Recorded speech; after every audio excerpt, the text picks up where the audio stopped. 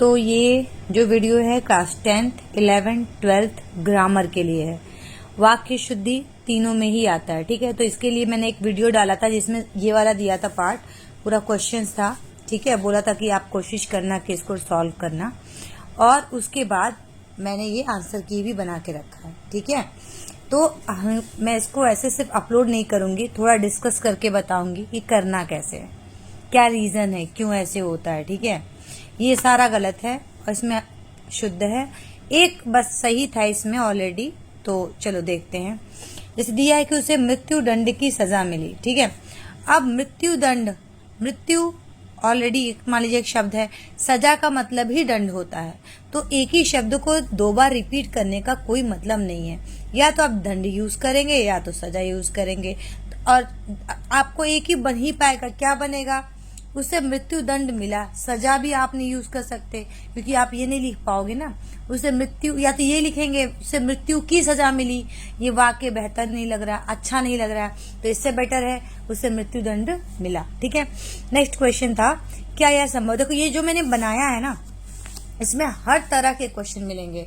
Class 10th अभी पढ़ लेगा तो उसका 10th के साथ साथ 11th 12th दोनों तैयार हो जाएगा। चलिए सेकंड क्वेश्चन देखते हैं, क्या यह संभव हो सकता है? तो इसका जो आंसर होगा है कि क्या यह संभव है। देखो, क्या यह संभव है, हो सकता है का मतलब ही होता है संभव। हो सकता है मतलब पॉसिबिलिटी है, तो संभव, ठीक है। तो या तो ये आप ऐसे ही लिख सकते हैं, क्या यह संभव हो सकता, तो क्या यह संभव है, या क्या यह हो सकता है। मैंने यहाँ दोनों ऑप्शन नहीं डाला है, लेकिन इसका एक और ऑप्शन हो सकता है कि क्या यह संभव है। उसके बाद वह बेफिजूल की बातें करता है, ठीक है, वह बेफिजूल की बातें करता है। अब बेफिजूल, अब इसको पहले समझिएगा क्या कह रहा है। बेफिजूल बिना मतलब के, तो फिजूल का मतलब ही होता है बिना मतलब के, आपको बे लगाने की जरूरत ही नहीं है। बे उपसर्ग है और अनावश्यक उपसर्ग नहीं लगाना, ठीक, तो सिर्फ फिजूल होगा। चलिए फिजूल हो गया। नुक्ता का कंडीशन है, कभी कभी लगाते हैं, कभी कभी नहीं भी लगाते हैं। लगाने से अगर बहुत फर्क पड़ रहा है तब आप जरूर लगाइए, नहीं तो हिंदी वर्तनी में कहीं कहीं नहीं भी अब यूज करते हैं, ठीक है। तो बेफिजूल भी बोल सकते। मैंने उसका धन्यवाद किया, बेफिजूल मतलब फिजूल, फॉर नुक्ता की बात की है। मैंने उसका धन्यवाद किया, मैंने उसका धन्यवाद, आपको धन्यवाद करना नहीं है, आप धन्यवाद देते हैं, थैंकफुल होते हैं ना किसी के प्रति। तो मैंने धन्यवाद दिया, तो मैंने उसे धन्यवाद दिया, ठीक है। नेक्स्ट क्वेश्चन है, वहां अनेकों, अभी ये जानते हैं, ये ऑलरेडी सही है, ये मेरी गलती है, मुझे यहाँ लिखना था अनेकों लोग। तो तुम ये याद रखना, जो भी बच्चे आप देख रहे हो, बड़े लोग देख रहे हो, तो आप बोलूंगी मैं, अनेकों लोग होता है, ठीक है। तो अनेकों यानी कि बहुवचन हो गया, अनेक का मतलब ही बहुवचन होता है, ओ की मात्रा लगाने की जरूरत ही नहीं है। तो यह ऑलरेडी सही था, तो अनेक लोग उपस्थित थे। याद रखिए टीजीटी पीजीटी के लिए भी ये क्वेश्चन इस तरह के वाक्य शुद्धि आ सकते हैं। उसके बाद देखिए, वहां अनेक लोग उपस्थित थे, मैंने लिखा भी है ऑलरेडी करेक्टेड, ठीक है। इसका फोटो भी मैं डाल दूंगी, पहले आप समझ लो सारा। उसके बाद दिया है, वह सारी रात भर जागता रहा। सारी रात ऑलरेडी कंप्लीट वर्ड है, तो रात भर करने की क्या जरूरत है, सारी रात ऑलरेडी पूरी रात जागता रहा। तो लिखोगे आप इसको दो तरह से, वह रात भर जागता रहा, ठीक, एक वाक्य ये हो जाएगा, या फिर वह सारी रात जागता रहा। कि दो वाक्य में से आप एक वाक्य लिखेंगे। क्या लिखेंगे? वह सारी रात जागता रहा, या फिर वह रात भर, तो या तो सारी या फिर रात भर, ये दोनों में से एक ही शब्द का यूज करेंगे। हमने दोनों ऑप्शन नहीं दिया है, एक ही लिखा है, वह रात भर जागता रहा। आप स्लैश करके लिख सकते हो कि वह सारी रात जागता रहा, ठीक है। चलिए आइए नेक्स्ट क्वेश्चन है, रोगी की दिशा, दिशा नहीं दशा होती है, थोड़ा इजी था लेकिन कभी कभी 10th में आता है तो बच्चे नहीं कर पाते हैं। दिशा नहीं दशा होती है, ठीक है। उसके बाद वह चरम रोग, चरम नहीं, देखो चरम होता है चरम सीमा, होता ना चरम सीमा तक, मेरा गुस्सा चरम सीमा पे पहुंच गया, ठीक। लेकिन यहाँ पर रोग की बात हो रही है, रोग यानी डिजीज, तो डिजीज में आ जाएगा चर्म रोग, है ना। और स्किन डिजीज होता है जिसमें स्किन वाइट हो जाती है, तो वो चर्म रोग, ये ऐसे आप लिखोगे, चर्म रोग से पीड़ित है। अगला क्वेश्चन है कि उसकी तो तकदीर टूट गई। तकदीर टूटती नहीं है, तकदीर फूट जाती है। ठीक, ये हो जाएगा। इसके बाद अगला है लक्ष्मीबाई की वीरांगना थी, तो ये भी क्वेश्चन सही था। आता कैसे है, गलत क्या आता है कि लक्ष्मीबाई वीर थी, तो वीर पुरुष के लिए होता है, स्त्रीलिंग के लिए वीरांगना होता है, तो ये वाक्य ऑलरेडी सही है। उसका प्राण निकल गया, ये भी 10th में भी पूछता है, 11th 12th में वाक्य शुद्धि में भी पूछ सकता है, टीजीटी पीजीटी में भी पूछता है। चलिए, उसके प्राण निकल गए। ओके, वह दंड देने योग्य है, वह दंड देने योग्य नहीं, वह दंड पाने योग्य है। देखो ये सब लिखा हुआ है, वह दंड पाने योग्य है, देने नहीं, पाने योग्य है। मेरे पास केवल मात्र 5 रुपए है। अब देखो कि या तो केवल यूज करो या तो मात्र 5 रुपए यूज करो, है ना, तो या तो केवल या तो मात्र, दोनों में से कोई एक वाक्य यूज करेंगे। तो हमने दोनों यहाँ ऑप्शन में दिया है। बाद में मुझे रियलाइज हुआ कि मैं दोनों ही ऑप्शन में देती हूँ, कि मेरे पास मात्र स्लैश करके मैंने लिख दिया, या तो मात्र या तो केवल। चलिए, अगला प्रश्न है, रमेश या सुनीता जाएगी। Very important question. इस तरह का क्वेश्चन 11th 12th में भी आता है और ज्यादातर आता है। इसके लिए पूरा नियम है। देखो, या जब लगता है, ये जो बीच में दिया हुआ है या, इसको हम थोड़ा पेन से बताते हैं, ये जो दिया हुआ है या, अगर ये और है तब तो ये आएगा रमेश और सुनीता, ठीक है, जाएंगे, बहुवचन हो जाएगा। लेकिन या दिया है, या तो रमेश जाएगा या सुनीता जाएगी। ठीक, अब ये जाएगा जो वाक्य है, इसकी जगह पे जाएगी होगा। क्यों होगा? क्योंकि या वाले ऑप्शन में जो लास्ट वाला लिंग होता है, चाहे वो स्त्रीलिंग हो या फिर चाहे पुल्लिंग हो, उसको आप उसी हिसाब से क्रिया लगेगी। तो अगर यहाँ पे लड़का होता, अगर रमेश होता तो जाएगा होता, लेकिन चूंकि सुनीता है और वो भी ऑप्शन है, ध्यान रखना ऑप्शन है, विकल्प है, या तो ये और नहीं लगा है, और शुद्धिकरण में और तुम नहीं लगाओगे, क्योंकि एग्जामिनर यही चाहता है कि तुम पकड़ो कि क्या चाहिए, ये नहीं कि चेंज कर दें क्रिया को। आपको नहीं क्रिया को चेंज करना है तो इसके हिसाब से चेंज करेंगे। तो या तो यहाँ पे लिखा जाएगी, रमेश या सुनीता जाएगी। सुनने में थोड़ा हो सकता है अजीब लगे, लेकिन यही सही है। मैं रविवार के दिन, ये थोड़ा आसान है लेकिन आता है तो बच्चे गलत लिख देते हैं। रविवार, वार का जो मतलब होता है ये ऑलरेडी दिन होता है, वार दिन का पर्यायवाची होता है, तो रिपीट क्यों करना? जब वार यूज हो गया है तो दिन की जरूरत क्या है?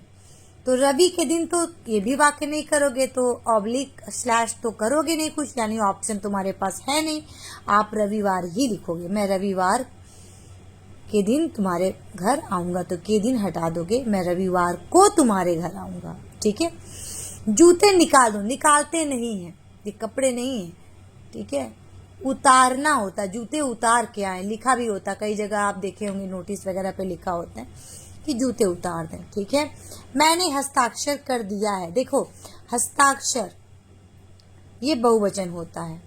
उसके प्राण निकल गए, कहीं पर दिया था यहाँ पे, कहीं तो था यहाँ पे, क्या आगे होगा, प्राण निकल गए, क्योंकि प्राण जो होता है, देखो ध्यान रखना, प्राण शब्द भी बहुवचन होता है और हस्ताक्षर भी बहुवचन होता है। ठीक है, हाँ ये देखो देखो, मैं ढूंढ रही थी, मिल नहीं रहा था, मिल गया। प्राण बहुवचन होता है तो निकल गया, गया नहीं होगा, क्या होगा, गए। तो देखो यहाँ पे क्या है, उसके प्राण निकल गए। फिर सेम यहाँ पे क्वेश्चन, जूते उतार दे, कहाँ गया, उसके प्राण निकल गए, दंड, उसके प्राण निकल गए, हस्ताक्षर कर दिए, प्राण निकल गए, हस्ताक्षर कर दिए। क्योंकि प्राण बहुवचन होता है तो गए, हस्ताक्षर बहुवचन होता है, दिए। ठीक है, तो इसको ध्यान रखना है, इसी कारण यही प्राण। ठीक है,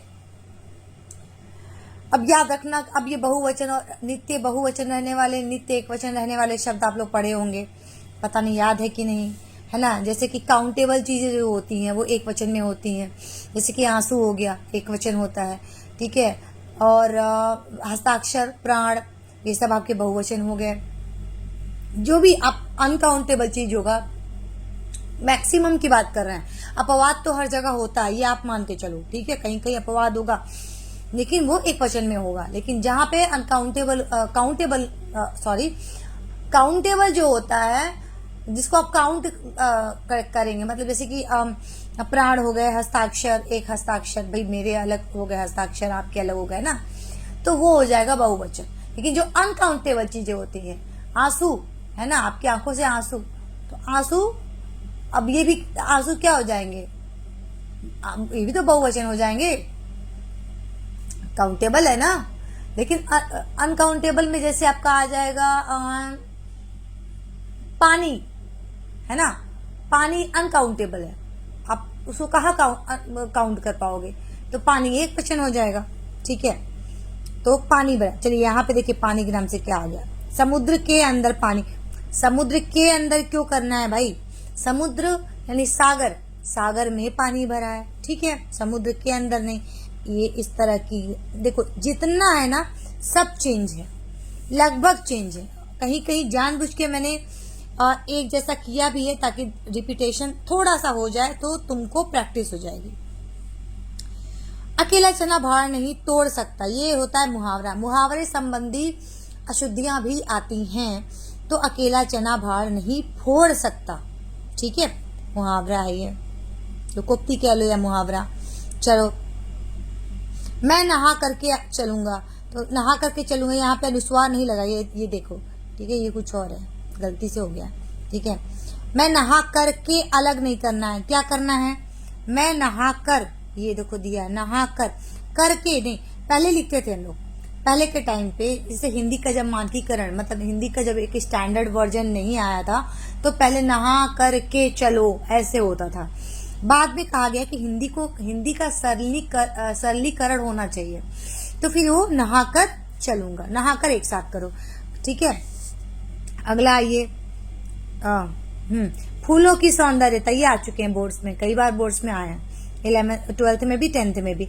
अब देखो दो तरीका है, फूलों का सौंदर्य देखते ही बनता है, ठीक है, या फिर फूलों की सुंदरता देखते बनती है, दो ऑप्शन है यहाँ देखिए, फूलों का सौंदर्य देखते ही बनता है या फिर फूलों की सुंदरता देखते ही बनती है, दो चीजें यूज करेंगे। क्यों भाई, क्या रीजन है, सौंदर्य ऑलरेडी, ये जो सौंदर्य है ये भाववाचक संज्ञा है, और सुंदरता क्या है, विशेषण है, या तो विशेषण का यूज करो या फिर भाववाचक का यूज करो, दोनों ये ता लगा के ही बनता है, ता लगा कर क्या बनता है, विशेषण बनता है, ठीक है। तो या तो विशेषण यूज कर लो, अब एक ही शब्द में विशेषण भी दिया है, भाववाचक भी दिया है, तो जरूरत क्या है, ठीक है। मेरी स्त्री मायके गई है, ऐसे तो लोग यूज करते हैं, तुम्हारा आदमी क्या करता है, तुम्हारी स्त्री कहाँ गई है, ऐसे तो होगा नहीं ना, क्या बोलते हैं, पत्नी, तो स्त्री की जगह पे क्या होना चाहिए, पत्नी मायके गई है, ठीक है। उसके बाद नेक्स्ट है बहन या भाई। अब देखो दो एग्जाम्पल मैंने इस टाइप का दे दिया, जैसे प्राण वाले का दो दिया था, वही यहाँ दिया है ना, अब यहाँ भी ऑप्शन, ये देखो ये है, और नहीं लगाया है, ऑप्शन पूछ रहा है, तो बहन या भाई। अब भाई आएगी नहीं होगा, क्या होना चाहिए, आएगा, क्योंकि लास्ट वाले का ही लिंग लोगे ना, मैंने क्या बोला था, यहाँ लड़की है तो लड़की का लिया था, जाएगी, और यहाँ पे क्या लोगे, भाई आएगा, तो बहन या भाई आएगा, ठीक है। उसका देखिए, सभी धोबी कपड़े धोए, अब धोबी, अब सभी लगा है, तब कहोगे मैम सभी लग गया तो धोबी की जरूरत क्या है, मतलब धोबियों को क्यों लिखना है, वाक्य अशुद्ध हो जाएगा बेटा। सभी धोबियों ने, आपको ने लगाना है यहाँ पे, सभी धोबियों ने कपड़े धोए, ठीक है, क्या करोगे, सभी धोबियों ने कपड़े धोए, छोटी की मात्रा, क्यों, इसके भी नियम होते हैं। जब वचन परिवर्तन होता है, मान लीजिए दिया है धोबी, ठीक है, और जब वचन परिवर्तन होता है तो धोबियों हो जाता है, अब इसका रीजन ये होता है बेटा कि वचन परिवर्तन में लास्ट में ये बहुवचन होता है, तो सारा प्रेशर ये जो ये वाला वर्ण होता है ब, उस पे आता है। जब प्रेशर इस पे पड़ता है तो बड़ी ई ज्यादा, जैसे पढ़ते हैं ना लोग आ टाइम लगा ना, तो प्रेशर जब इस पे पड़ेगा तो मात्रा छोटी ही होती है। कभी भी जैसे शब्द आता है बीमारी, ठीक है, बीमारी शब्द आता है, अब आपको लिखना हो बीमारियां, तो अब ये नहीं कि छोटी की मात्रा हो जाएगी। मैक्सिमम लोग गलत करते हैं और इस हद तक गलत करते हैं कि गलत को करते करते वही उनको सही लगता है ना।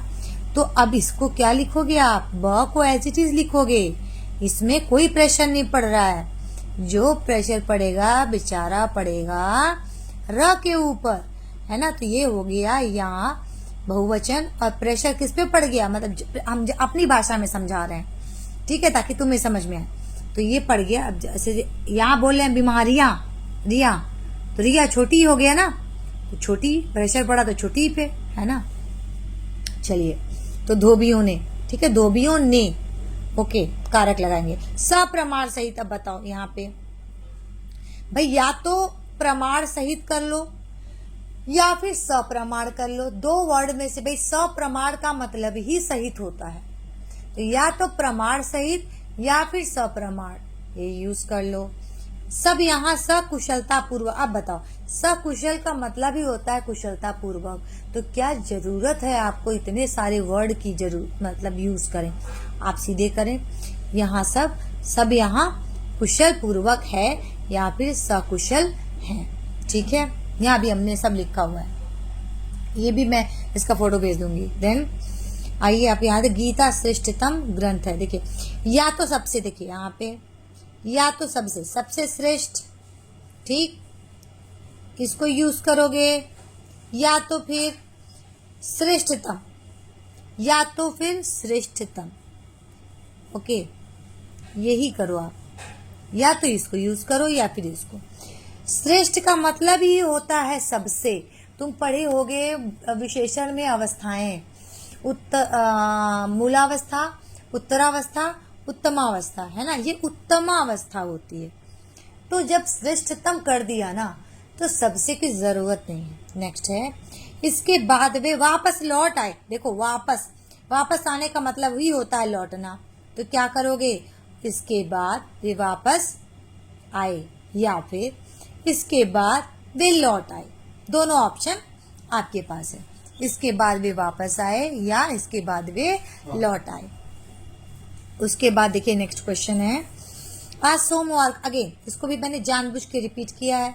अब क्या रीजन है, समझ गए क्या रीजन होना चाहिए, सॉरी, आज सोमवार का दिन है तो क्या होना चाहिए, आज सोमवार है, खत्म बात, दिन की जरूरत ही नहीं है। दूसरों का परोपकार करना चाहिए। ये बताइए, परोपकार का मतलब ही होता है पर उपकार। एक मुझे याद आ रही है एक लाइन, पर उपकार कुशल बहु तेरे।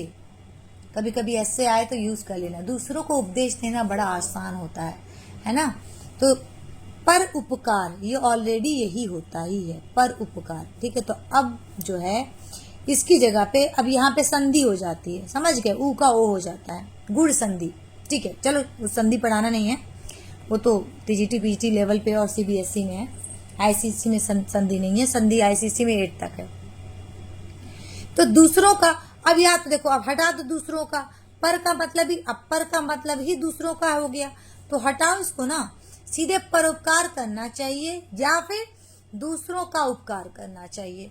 तो या तो आप ये दोनों ऑप्शन दिया हुआ है, ठीक है। अब इसको आप अपनी कॉपी में नोट कर लेना तो याद रहेगा।